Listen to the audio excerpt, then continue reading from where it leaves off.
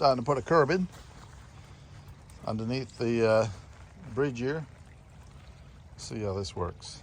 It's kind of muddy, but put some rocks down, lay that on top, and hopefully it works.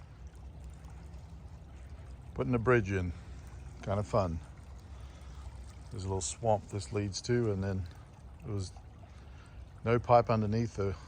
Just the water used to run through the rocks, but I'm trying to fix that up. See how this works. Not a real good bridge builder, but we're using this thing here and seeing how this works out. Well, today we put this culvert in. Now look at it flowing like crazy. It's good.